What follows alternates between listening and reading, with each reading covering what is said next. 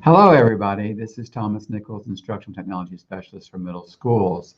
We are looking at Google Classroom, the basics. Please make sure that you have signed in at the document for the live stream questions and answers. I see I have Katie, Sam, and Lindsay. If I did not call your name, make sure that your name is there. I'll be checking on that with the help of Rex Street on occasion to see what questions come up during the broadcast or streaming. To get to Google Classroom, this is just going to look at the basics. There are several ways to do that. Of course, if you're on a PC, you can use the App Center over here. If you're on a Chromebook, you would use the search area at the bottom left. If you're on a PC, you can, and you're in an area where you can see the grid for the App Center, Google Apps, then just go down to Classroom, which is the chalkboard. My favorite way is to go to the top URL Omnibox and just type in classroom.google.com.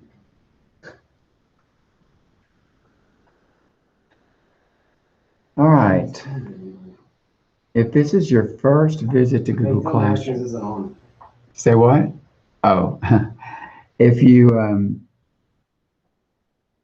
this is your first visit, you may have to answer a question, I am a teacher or I am a student. We have a way of making sure you gave the wrong answer, of making sure that you have access as a teacher. I'm going to show you what it looks like from a whole new perspective, never having been to it before. So let me move this over. So I went in as digital learning, which just has no Google Classrooms. Notice that it says create or join your first class and is pointing to a plus in the top right corner. So now I'm going to go to my classes area, which you can see on the screen. Some of the classrooms have no picture, some of them have a picture. The difference is some I am the teacher in, that's the ones with no picture, the ones I've created, or I am a teacher in that classroom. The ones with pictures, I'm a student in those classrooms. So I'm a student in digital learning ITS, but I teach, delete this. All right, so let's go ahead and delete that. 3 dots, archive, and archive. All right, I'm going to click on the plus in the top right corner to create or join a class. Students would, of course, join the class, and they could do so with a code. But we'll go over how they can also join just by going to their home screen of Classrooms, and they would see what Classrooms teachers have invited them to join, and there would be a join button, but we'll look at that in just a minute. All right, so plus create class. There are 4 sections, only one of them is required, and that's the name of the class. So let's call this remote learning. Delete me. I don't have to fill out the section, the subject, or the room. I'm just going to create.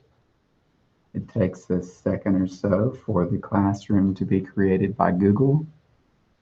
And once it is created, the first thing you should do is go to the settings and set a few things up.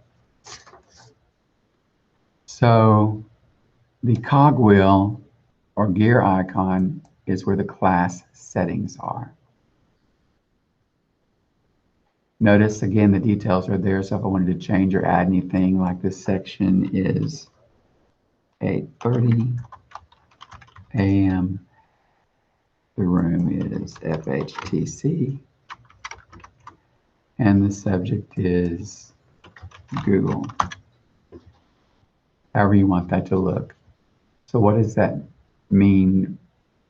Why fill any of that out? Be sure and saved. So notice that now the 8:30 a.m. or the section shows at the top. So yours might say first period, second period, or third period. Also, when I go to my classes area, it shows there as well. So I can see grade 6 math cohort doesn't have a section, but remote learning does at 8:30. So that's how it could be beneficial. Going back to the gear icon for settings. What else do we need to look at? If you're in the classroom, you will want to share the code so the students can join, as opposed to you typing in all of their email addresses. For the remote learning event that Temple ISD will be having, I suggest you type in all the email addresses. That way it makes it easier for students to just click and join, as opposed to send them an email about, here's your code, go to Classroom. They can just go to Classroom and join the other way, but we'll look at that also a little bit later. So the class code is 7262 TCI. It also appears in the stream. See, it's right here. And you can actually make it larger.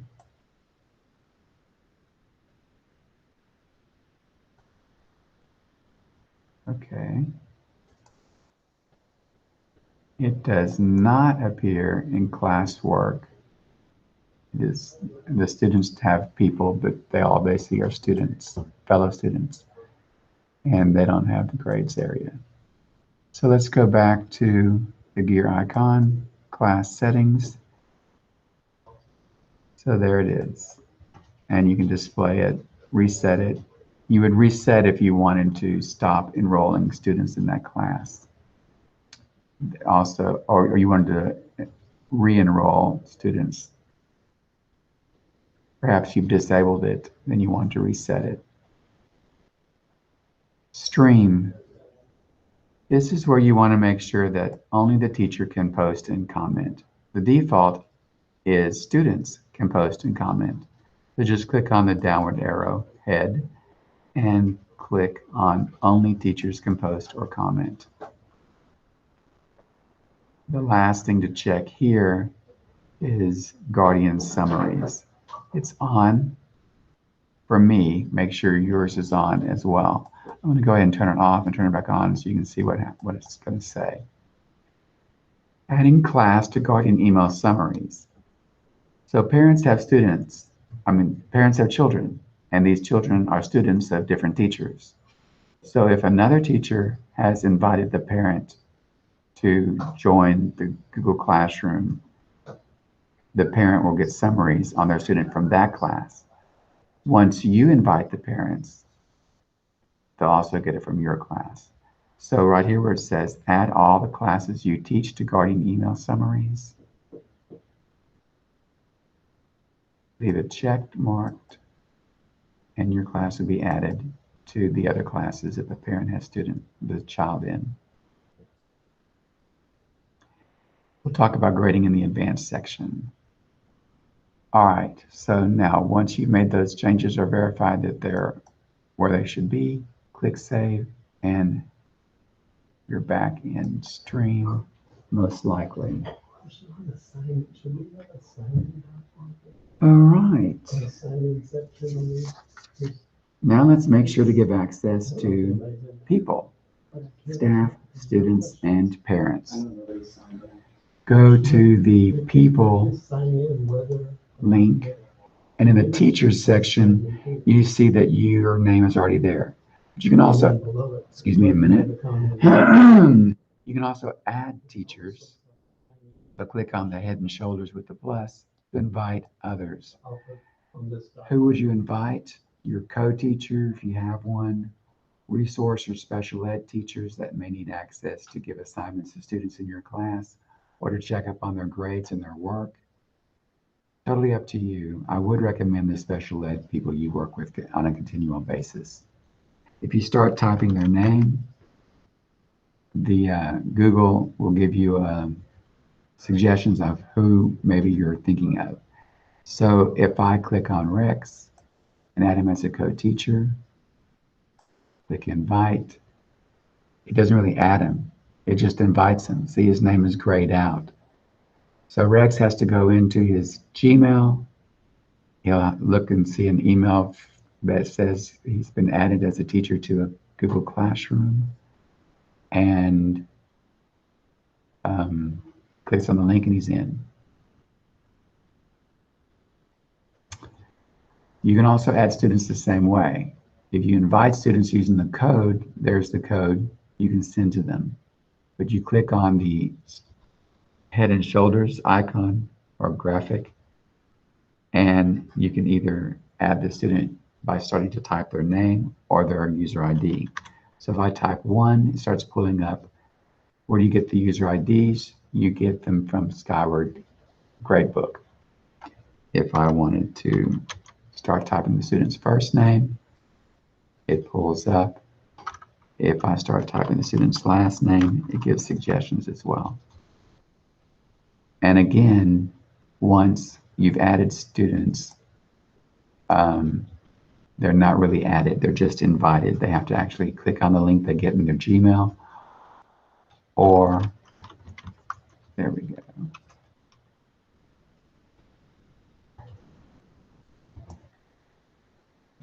They go to Classroom.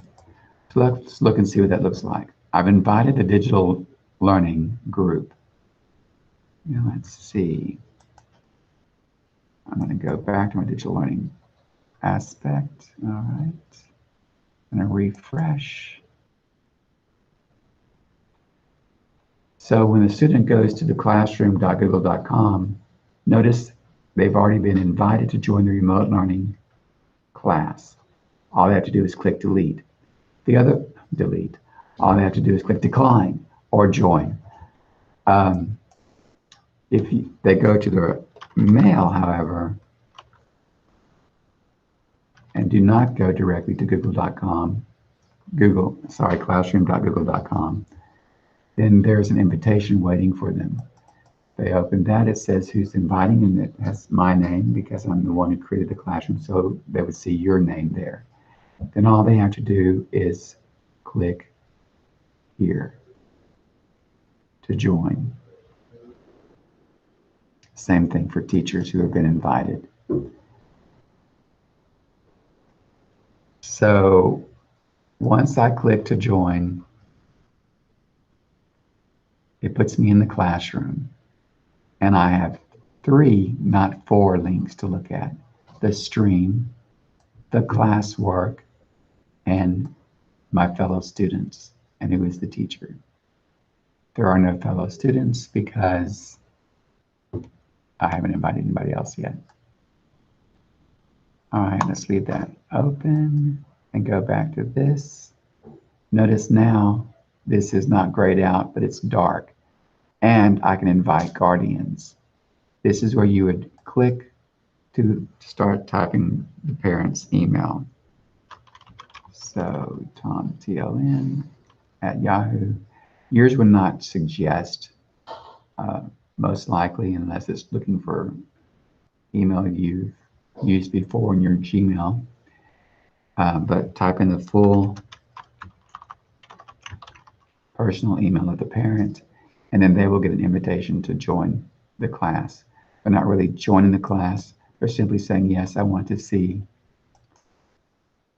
summaries of how my child is doing, which would include assignments and grades and their work in the class.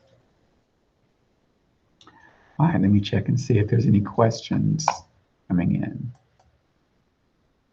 Oh, so I'm not seeing the camera or microphone. Buttons to participate, you can only watch. That is correct. Live stream is what I'm doing, and live stream is simply watching. I can actually click and say, please record the session, and then there will be a link I can send out to participants. Very good. Thank you, Rex, for answering these questions. Oh, yes, that is a very good point about being careful when you add teachers. Make sure that they know not to modify what you have done. They can't delete what you've done, but they can modify and edit. So they can copy your assignments and specifically point them towards a small group of students.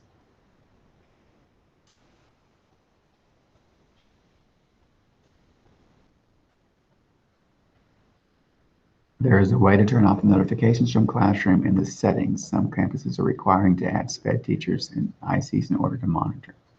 Did not know that. Okay, Gary Maki. Yes, y'all are using Schoology, and Michael has that one going on. Hopefully you found the link to it. Tina teaches kindergarten and invites parents by email. I can usually know which student this parent belongs to. Oh, very good, Rex. Is the expectation that we invite all parents to see a summary? If so, what about the parents who do not have an email or Skyward? I would say the expectation is that you invite parents to see a summary. After all, we want to be open and transparent with our parents so they can see what their children are learning as students in the classroom.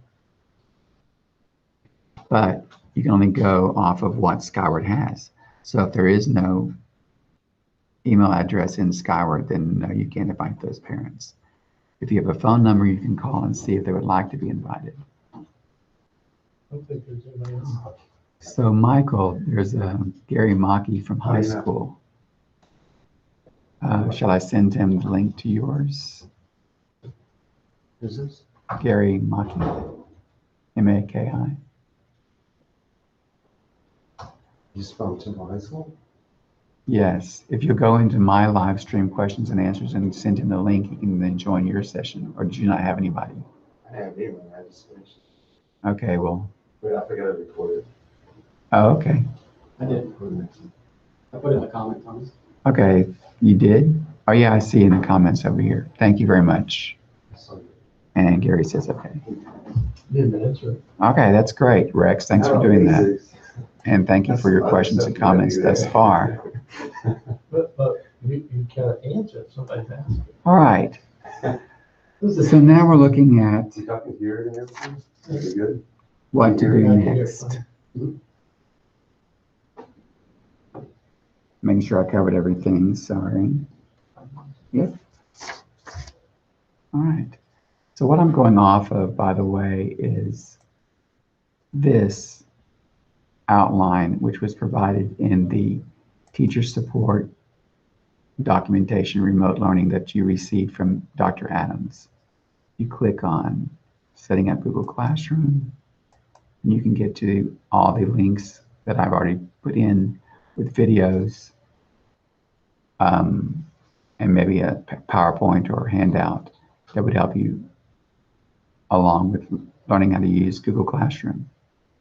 So we've gotten down to number 6, add classworks, assignments, and categorize by topic. All right, so let me go back to my class. All right, so Stream is where you can communicate with your students, make announcements. It's also a place where the classwork and assignments will show up, but you can turn that off if you don't want them to show up there and you want the students to go to classwork and use just the stream. Use the stream just for blogging or making announcements. Again, that would be in gear, icons, and classwork on the stream. Show condensed notifications. Let me show you what that looks like.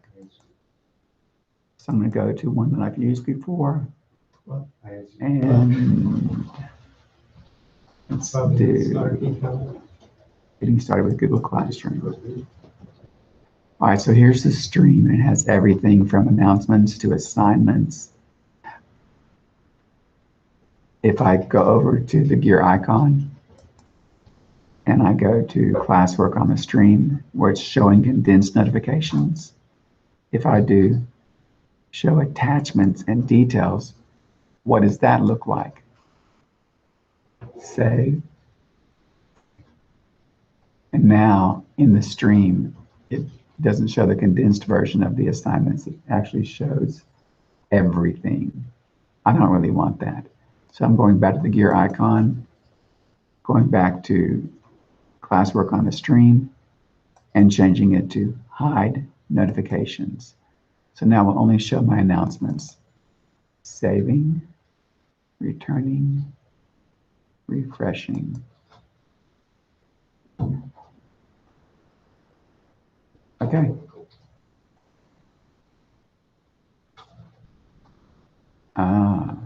It will only show the notifications, so it's only showing the classwork assignments. It's not showing the announcements and the blogging that was going on, commenting. So let's go back to gear icon and return to classwork on the stream and choose the default, which was show condensed notifications. This is the one that shows everything, not just the classwork assignments. So it depends how you want to use the stream. Now all my notices and posts are showing as well as the classwork assignments.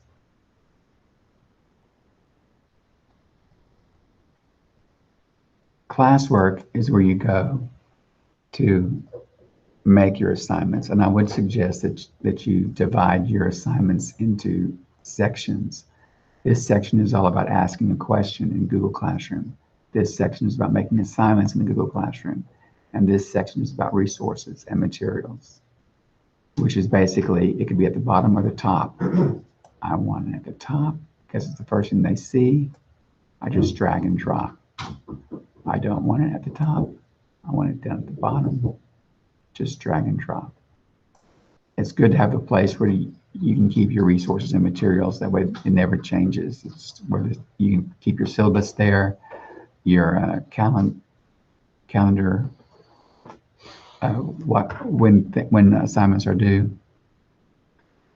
All right, so let's look and see how you add or create an assignment.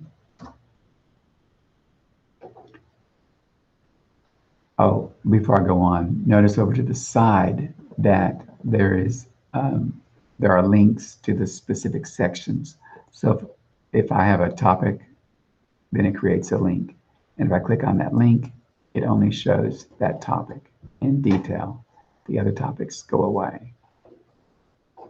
So that's my asking a question, assignments, or questions. This is my assignments, and these are my resources and materials. I can also display all topics. Let me add digital learning to this one. So going back to people, I forgot to say, make sure that you update your Google Classroom roster on a regular basis. For example, this person is no longer in the district, so I can remove the person. Don't make the mistake of going to the 3 dots. All you can do there is email the person. Instead, go to the box, put a check mark in the box, go up to actions, and then you have the options to email, remove, or mute. So if I click remove, that will take the student off of my roster. This is especially helpful if you've populated your GoGuardian using your Google Classroom. You don't want to keep including students who you no longer have. The mute feature is there only if you've allowed student comments and you don't like the comments the certain student is making. You can mute them. They can't make comments anymore, whereas everybody else can still continue making comments or adding posts. All right, I'm going to add digital learning.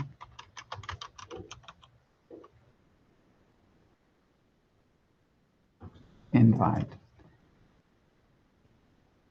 And now let's go back and look at digital learning. What do you expect to see? Hello, I'm okay. You expect to see that they will have a new classroom with a join button. I'm going to go ahead and click that, and now they're in. So I said earlier that in people, they should be able to see their classmates. So let's see if I was correct on that.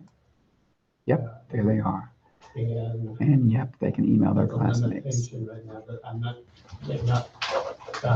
which they could do anyway.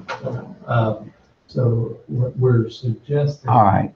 So, and yes, they have all the assignments assigned to them. Dr. Adams. Do your work, track your progress. To get this all approved before they send it out. All right, let me Is that, minimize this and go back over how you add, when someone as a teacher, leaves how you voicemail, add assignments, sends questions, and quizzes. a copy of that. And then that'll probably bring us to a close for the basics. Right. We might go over some I've grading noticed aspects. that with some, and I don't know Anything if happening something over that's here turned with- on for admins, we've had one principal set up. Did you create the titles, assignments, or But like resources? for me, Yes, I get okay. on teachers' I added all of that. So these- if I went anyway, back the over thing here that to isn't this just saying one, that just remote needs learning, to delete me, is it notice should there's send nothing a link there to the copy of the except document what to your email. Google is being helpful So about. what they're going Assign to work to your think, class here. as of the last time I heard. So if you want to add an assignment, Um, if you want to add a topic, you want to add a question or a quiz, you click create, their voicemail and there's all your to say, choices. leave a message Assignment, and quiz I will assignment, return question, material, and reuse, as well as once they topic. hear, So the if I message, did it has assignment, deleted I want to actually. create or add an assignment, The phone and I've got to number give it a name. so you would I'm just going to use put assignment to 1. make that phone call. And just like you would a hangout, but it's. Instructions are optional, but it might be helpful. And we should do the same. Create and actually keep it from a more private and coming document to somebody's personal phone. giving your Does contact that make sense? information. Okay. The other thing, before I forget, I got a call from Lydia Gaines. And want to help with the website version. Getting stuff on the I website. can't spell. And All right, so Right, then over and you and I here had to the talked about side, who is this for? It's for all my students in the remote learning class. But I could also add this assignment to other classes. And it's for all the students, but I could pick and choose. It's just for the digital learning person, or it's just for a small group of students. Okay. If I did that, then not everybody would see the assignment, just the ones I selected to see the I should assignment. just add a, I can make it where it has points assigned, basically. or it's ungraded. For Lamar. I can give it a due date so the students know when the work is due. I told her, I just wanted to. And so go clicking there, over I would kind of say what by the we're end of the doing week. With you, and then I would color it. And Okay, then so what I'm gonna do. I could actually add a category or topic, which you can also add using the create button. So I'm going to call this one What I'm thinking. week there's 1. nothing on it. So maybe there's You several can see kinda assignments how for I have week it 1, arranged. or I could give it a date range, That work? Okay. or whatever I want to Okay. say, do now. I can also add a rubric, and we'll look at that more in the advanced section.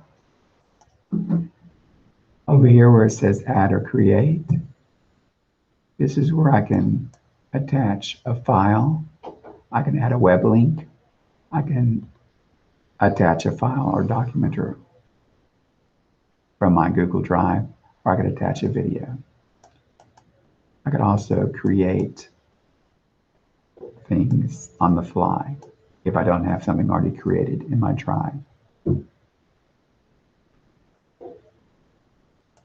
So I'm going to add a link, and this is going to be Now, do you have to type the HTTPS? I don't know. Let's find out. Add link, and there it is. You don't have to add the HTTPS. Now, so you can see what the student sees. Oh, I don't know, that sounds like a. Okay, so going back to remote learning. I'm not sure how different it would be if they were calling them on Go to their personal number, Classwork. you know. Oh, So I must have saved it. It sounds more, it's not really a Google Meet question, it's kind of Correct. a general. call, Assign. Not from the office question. Now, once it's assigned, It's every bit as. what does the student see? I think it's as secure as Refresh. phone. And the thing about it is the I see link the to assignment. the session and all that. They also see it in the stream that there's a new assignment. It's initiated. The student sees the assignment. When it's due, they click on it, and they have the instructions. Create a document giving you contact information. They can click on the link, which takes them to wherever you want them to go, or a video. They would click on the video, and it would play right here in Google Classroom, I believe. Excuse me. And now, it's secure, and there's nothing that's going to be left. Let's go ahead and view the assignment. Add or create files for your classwork. Now, if I had actually attached something from my Google Drive for them to fill out, then I could have done that. But instead, I've given them nothing, no template to work off of. So I can actually click, the student would actually click add or create, and they would open documents because it says create a document with contact information.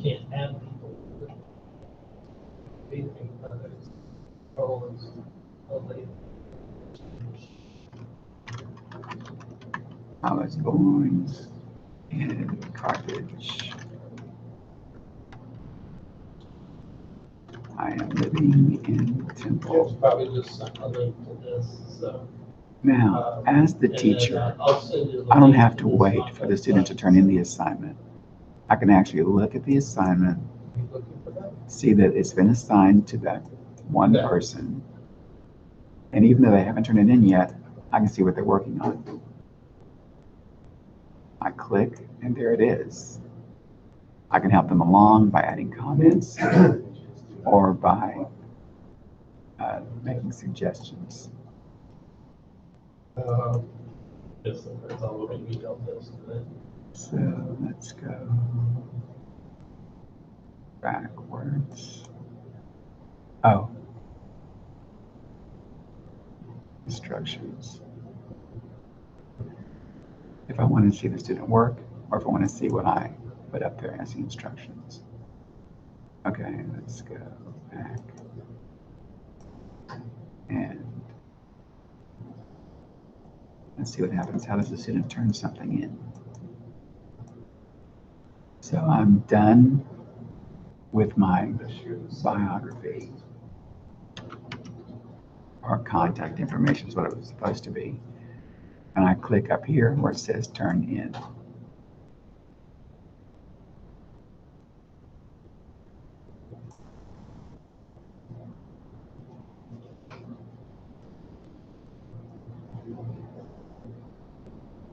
Once it's turned in, I have no more access to it, or used to. That's how it worked. Oh, look, I still have access. Oh, but I can't edit because I've turned it in. And the teacher has to be the one to grant the access. I can, however, unsubmit and take it back. So let's look at what the teacher sees. So they're in their, let's go back to remote learning, classwork. Now you see it's not under assigned, but it's under turned in. And once I look at it, Just trying to move air. I can actually grade it, leave comments,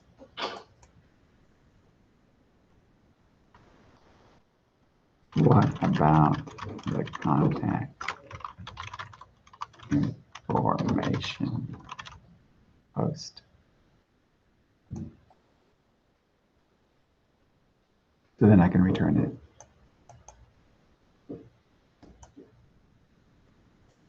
A lenient teacher am I, 100 out of 100, even though they didn't do the assignment correctly.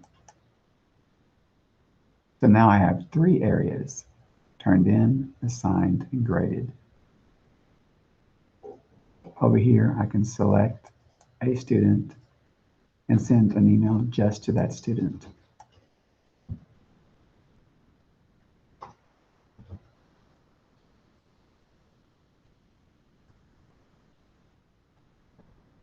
Okay, what does the student see? So they see their work has been graded and returned. They made a 100 on it. And they can see my comment and they can reply to my comment. Okay, so it's 9:05. I like to get ready for the next session on advanced, which is going to cover more of what's the difference between assignment to question. You can actually create a quiz within Google Classroom. You don't have to go outside of Google Classroom into forms and then add it as a link. You can actually, within Google Classroom, add a quiz. But hopefully this will help get you started. And remember, there's always the basic support help here. Okay.